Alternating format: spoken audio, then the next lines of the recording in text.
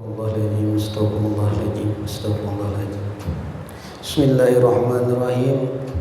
Assalamualaikum warahmatullahi wabarakatuh. A'udzu billahi minasy syaithanir rajim. Bismillahirrahmanirrahim.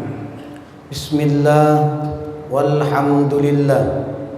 Wassalatu wassalamu ala Rasulillah Sayyidina wa maulana Muhammad ibn Abdullah wa ala alihi wa ashabihi wa mawala. La hawla wa la quwwata illa billah.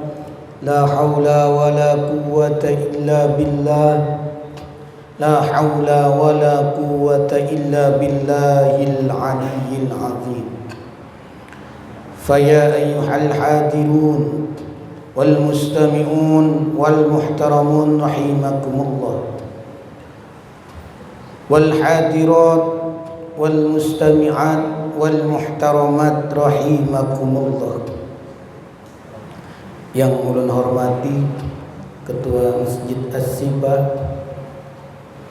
yang ulun hormati Sekretaris Masjid As-Siba, dan yang ulun hormati serta ulun banggakan seluruh jamaah Masjid Asy-Syifa, mudah-mudahan masuk surga kesemberatan. Amin. Di dalam kesempatan ini, di momen bulan Rabiul Awal, itu bulan kelahiran baginda Rasul. Nah, di sini ulun mengambil judul tentang keteladanan Rasulullah, akhlakul karimah. Nah, jadi akhlak beliau ini luar biasa. Nah, jadi di bulan Maulid ini, nah di sini pas momennya kita berbicara tentang akhlak Rasulullah. Laqad kana lakum fi Rasulillahi uswatun hasanah liman kana yarjullaha wal yawmal akhir wa dzakarallaha katsiran. Nah, ini adalah ayat yang berhubungan tentang Rasulullah itu adalah suri teladan atau contoh bagi umat, contoh bagi kita semua. Rasulullah sallallahu alaihi wasallam, beliau itu sangat zuhud orangnya. Nah, jadi zuhud di sini artinya beliau merasa cukup atas pemberian Allah Subhanahu wa taala. Bahkan ketika beliau itu meninggal dunia, itu beliau hanya meninggalkan pedang dan terus lagi yang lebih ironisnya lagi, baginda Rasul ini ketika meninggal dunia, saking zuhudnya beliau, saking beliau ini sederhananya dalam kehidupan, mencontohkan kepada umat. Nah, itu baju besi beliau itu disandra di tempat Yahudi. Nah, untuk apa? Untuk beliau membeli makanan gandum tadi. Nah, lalu kan dalam suatu riwayat itu kan disebutkan sahabat ini bingung, kemana baju perang beliau ini, baju perang baginda Rasul. Nah, dan kenapa baju perang ini setelah tahu kenapa di tempat Yahudi tadi, salah satu kaum Yahudi tadi. Nah, setelah itu ditanyalah orang Yahudi tadi, kenapa baginda Rasul jadi sampat ke sana menyandrakan baju besi. Padahal kalau masalah makanan, wah ini kalau kita lihat sahabat-sahabat baginda Rasul ini, Sayyidina Abu Bakar luar biasa dermawannya, Abdurrahman bin Auf dan lain-lainnya itu kaya raya. Nah, tapi beliau lebih memilih kepada orang Yahudi tadi untuk menyandarkan, menggadaikan baju besi tadi. Pertama yang bisa kita ambil hikmahnya di situ, Rasulullah mengajarkan kepada kita betapa beliau itu sederhananya hidup beliau. Ketika beliau meninggal, tidak banyak yang ditinggalkan tentang harta tadi. Sampai-sampai baju besi aja disandakan di orang Banjar, digadayakan. Nah, itu salah satunya. Dan juga di sini satu pelajaran penting juga,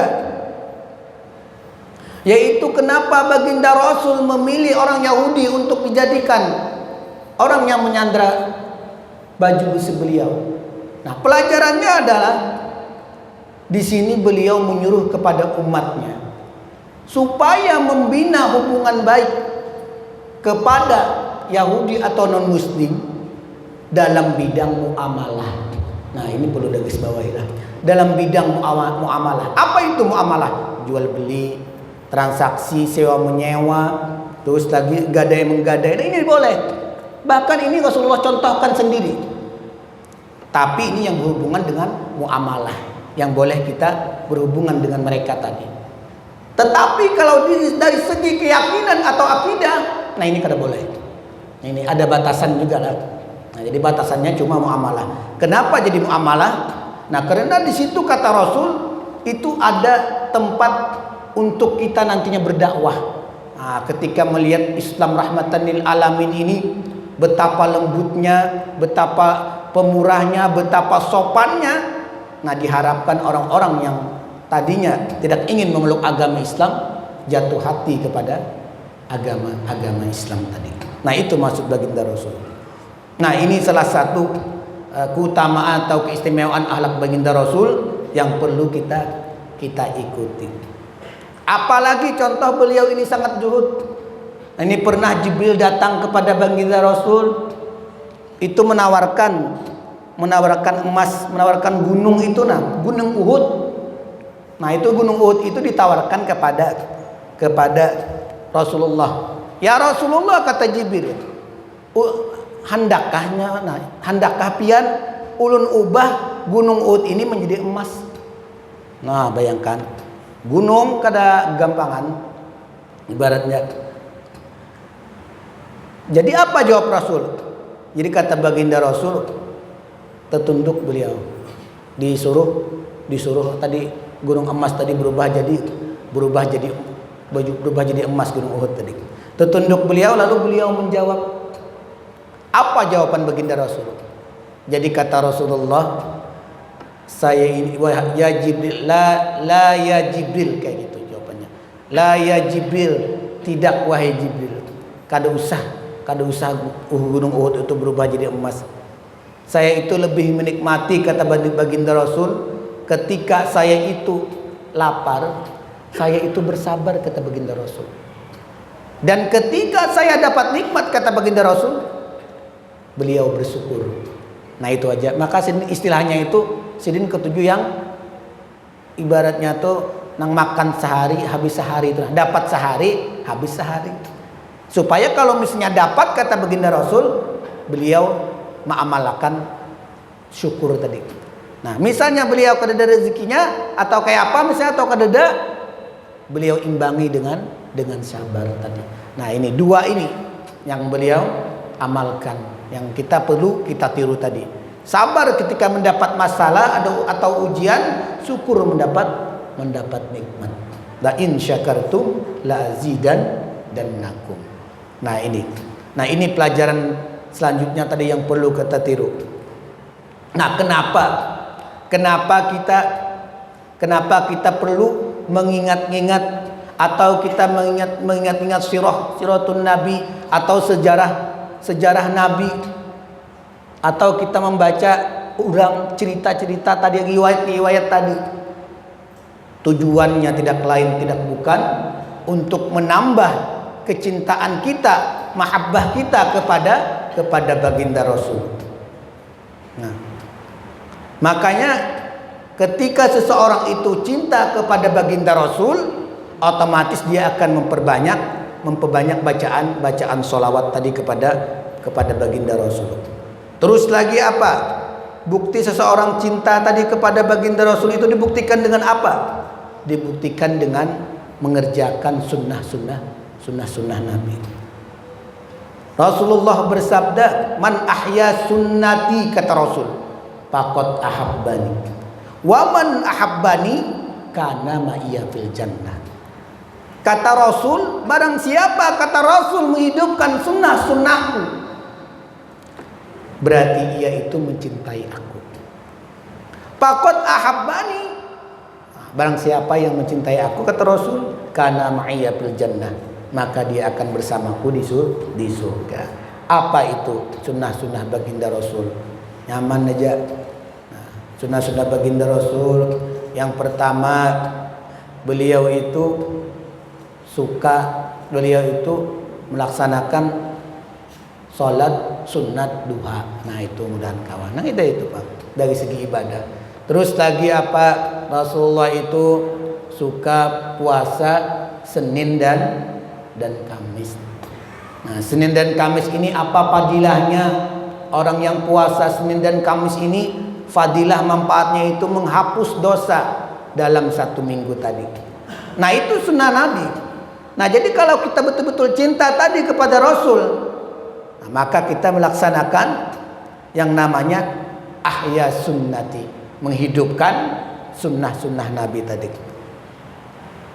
Nah itu adalah yang bisa kita petik dari sejarah ini. Banyak sekali baginda Rasul ini yang perlu kita teladani. Itu sebagian kecil, segelimit yang sangat kecil di antara banyaknya kelebihan-kelebihan baginda Rasul. Belum lagi dalam kesabaran baginda Rasul. Nah ini luar biasa kesabaran Sidin. Contohnya yang cerita yang tidak asing lagi, itu ketika baginda Rasulullah SAW itu yang cerita dengan nenek. Nah ketika Rasulullah pergi ke masjid, nah lalu ketika beliau melintasi jalan ke rumah nenek tadi, lalu tiba-tiba seorang nenek ini melempari Rasulullah dengan batu, dengan kotoran, dengan najis tadi. Terus apa balasan baginda Rasul? Beliau senyum. Nah keesokan harinya lagi melintas lagi baginda Rasul, karena beliau hendak ke masjid. Terus apa lagi yang dilakukan nenek tadi? Dilempari lagi oleh nenek tadi dengan kotoran, dengan najis dan lain-lainnya. Nah itu salah satu kesabaran baginda Rasul. Apalagi balasan baginda Rasul? Masih baginda Rasul senyum. Artinya luar biasa kesabaran beliau. Terus lagi apa? Pas ketiga harinya lewat lagi Rasulullah ini ke jalan yang sama tadi. Sekalinya ini tadi kada mahamput lawan Sidin. Nah lalu beliau bertakun, kenapa Sidin kada lagi mahamput lawan batu? Bayangkan ahlak beliau, disakiti bingung, pas orang kada menyakiti. Aturannya kan kalau kita sendiri himbung lah, orang kada jahat lagi lawan kita. Naik ada mencari Sidin, mana nama mahamput aku lawan batu tadi Sidin. Luar biasa Sidin. Namun kita ada harapan jawabannya. Nah jadi ini. Nah ketika bertanya Sidin pada sahabat, mana orangnya nenek tadi yang mahamput tadi, mana orangnya? Di sahabat orangnya garing Rasulullah. Terus apa balasan Rasulullah setelah dilempari batu selama berhari-hari tadi, kotoran dan lain-lainnya tadi? Beliau datang ke rumah nenek tadi. Nah terus ketika beliau datang, beliau jungukin nenek tadi. Nah, kata lalu nenek tadi bingung, kenapa Rasulullah ini ada manusia sebaik ini? Nah ketika beliau datang beelang tadi, silaturahmi tadi, tersentaklah hati ini tadi, tersentuh hati nenek tadi. Nah sejak itulah nenek tadi masuk agama Islam. Nah begitulah Islam masuk, begitulah Islam merangkul orang-orang untuk masuk ke agama Islam tadi. Dengan apa? Dengan rahmatan lil alamin, dengan penuh kasih sayang. Nah mungkin itu saja yang bisa ulun sampaikan. Mudah-mudahan kita bisa mengikuti jejak langkah akhlak baginda Rasulullah sallallahu alaihi wasallam. Nah mungkin ini saja yang bisa ulun sampaikan. Mohon maaf atas segala kesalahan dan khilafan. Wabillahi taufik wal hidayah. Assalamualaikum warahmatullahi wabarakatuh.